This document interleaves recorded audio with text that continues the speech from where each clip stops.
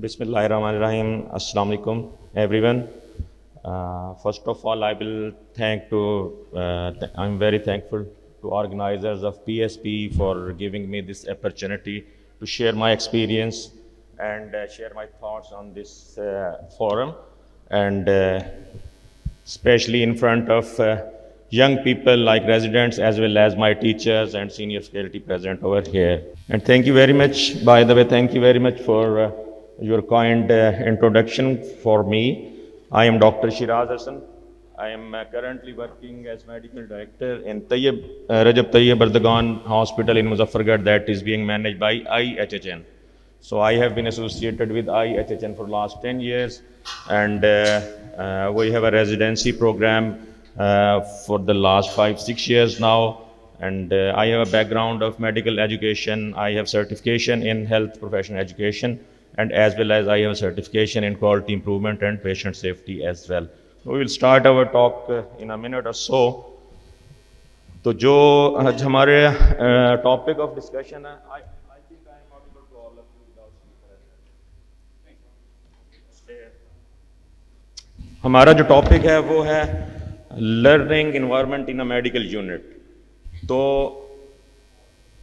Learning environment क्या क्या उसका मकसद क्या होता है, आप में से कोई बताना चाहेगा? हाँ वही चले।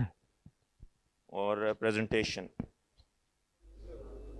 अच्छा चल, कोई अगर आप में से बताना चाहे मुझे लर्निंग इन्वायरमेंट इन मेडिकल यूनिट से क्या मुराद है?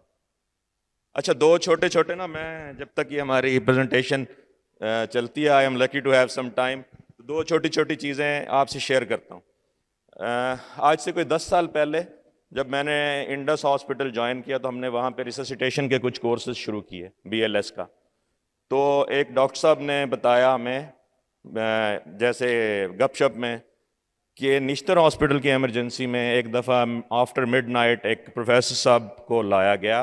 He was having chest pain and suddenly he collapsed. वो वहीं पे ही कोलैप्स हो गए, और जब वो कोलैप्स हुए और जब तक उनका कॉन्शियस लेवल इंटैक्ट था तो वो बेचारे कहते रहे कि मुझे इशारों से कि मुझे इंट्यूबेट कर दें, इंट्यूबेट कर दें, एंडोट्रेकियल पास कर दें। तो उसके बाद क्या हुआ, ये तो उसके बारे में बाद में बात करते हैं। दूसरा ये है कि यहाँ पे मेरे सीनियर्स भी मौजूद हैं और एग्जामिनर्स भी हैं। तो जब हम यूजुअली जाते हैं CPSP के एग्ज़ाम के लिए या किसी एग्जामिनेशन में जाते हैं, तो जब हम बात कर रहे होते हैं, हमारा एक ब्रेक होता है शॉर्ट केसेस और लॉन्ग केसेस के दरमियान में। तो मैंने ये ऑब्जर्व किया कि जब भी सब लोग वहाँ पे एग्जामिनर इकट्ठे बैठते हैं तो सबसे हॉट टॉपिक होता है ना, वो ये होता है कि इस कैंडिडेट ने ये नहीं किया, इसने देखो इसको हैंड की एग्जामिनेशन की कमांड थी तो वो कर नहीं पाया, अच्छा रिफ्लेक्सेस उसको करने नहीं आते थे।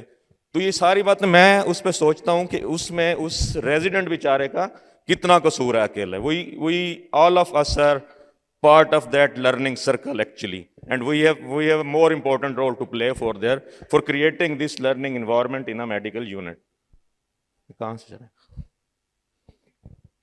Okay, these two beautiful buildings are enough for my introduction. This is my alma mater, King Edward Medical College, and this is my workplace right now, Rajab Tayyib Erdogan Hospital.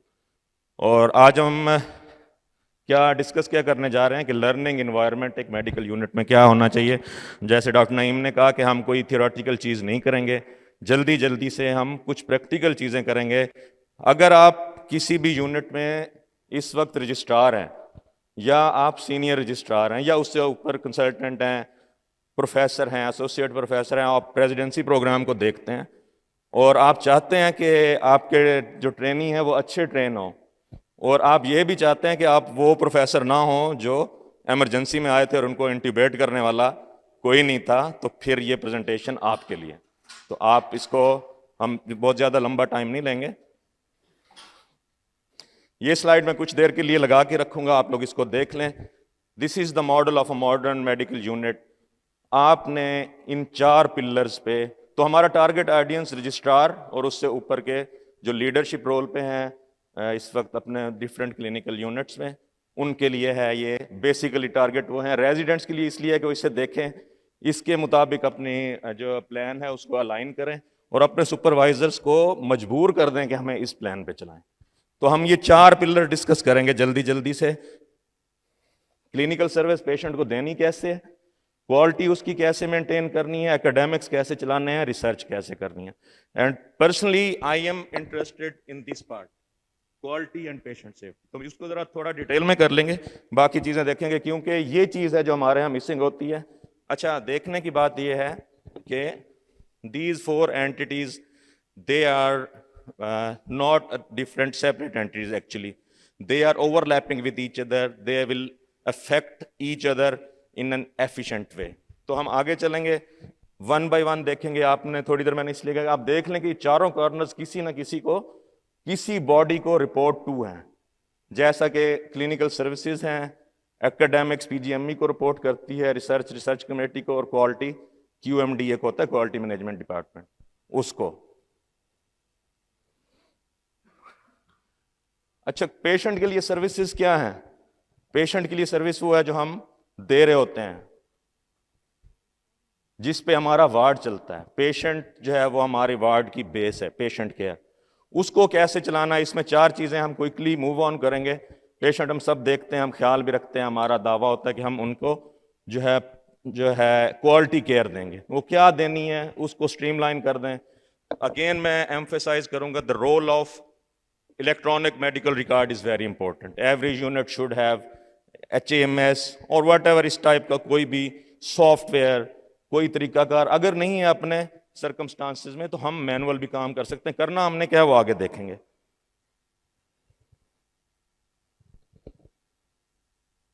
Sir 4 चीजें इसमें देखनी है। Data आपके पास होना चाहिए। मैं quickly आपको आगे स्लाइड्स भी दिखाऊंगा।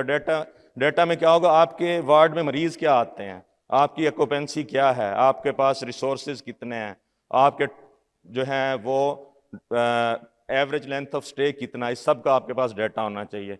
आपके पास पेशेंट मैनेजमेंट की गाइडलाइंस होनी चाहिए। हमने अपने टाइम पे देखा ट्रेनिंग के दौरान, एक कंसल्टेंट आता था, कम्युनिटी एक्वायर्ड निमोनिया का एक मरीज एडमिट है, तो डॉक्टर साहब ने उनको शुरू करा दिया सेफ्ट्रेक्सोन एंड मैक्रोलाइट्स। दूसरे दिन दूसरे प्रोफेसर साहब का राउंड, उन्होंने कहा नहीं, इसको रेस्पिरेटरी क्यूनोलॉन्स चलेंगे। उन्होंने चेंज करा दिया।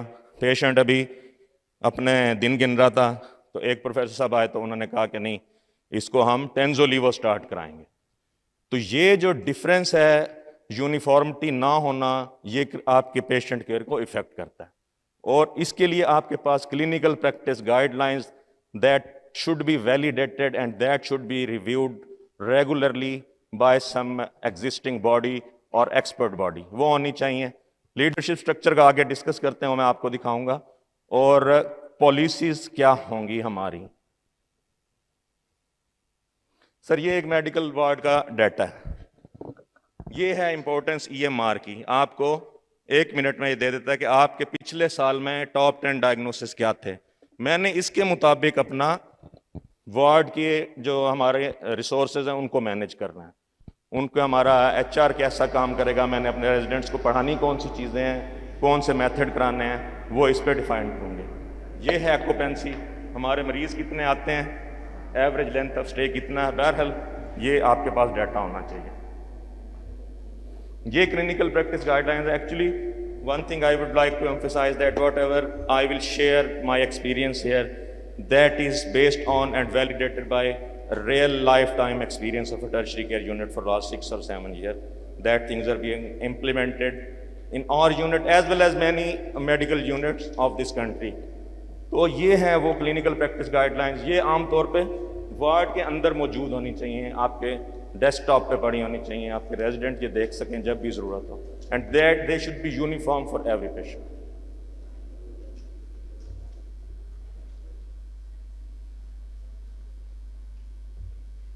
अच्छा, आगे जो हम बात कर रहे थे कि आपका स्ट्रक्चर क्या होना चाहिए, स्ट्रक्चर से ज़्यादा अहम बात जो है वो ऑनरशिप की है। ये हमारे पास इन पेशेंट का एक चार्ट खुला है जो हमारे HMS में मौजूद होता है। ये सारे पेशेंट्स हैं and every patient is owned by a particular consultant for through out his stay in the ward and later on when he is discharged he will come back to follow up his visits in the consultant clinics and OPDs of that particular consultant. ताकि एक continuity of care जो है वो इसमें maintain रहे। तो ये है आपका ऑनरशिप। ये सारी चीज़ें आपके लर्निंग इन्वायरमेंट को इफेक्ट करती हैं। सॉरी। अच्छा, पॉलिसीज़ की बात अभी डॉक्टर नईम ने भी की शुरू में, कि जब तक आपके पास डॉक्यूमेंटेड SOPs और पॉलिसीज़ नहीं होंगे तो आप पेशेंट को केयर नहीं दे सकते। एक छोटी सी बात अभी यहीं पे बताऊंगा मैं कि एक पेशेंट, मेरे ट्रेनिंग के दौर की बात है, मैं हॉस्पिटल में इमरजेंसी में हमने एक CVA का पेशेंट एडमिट किया।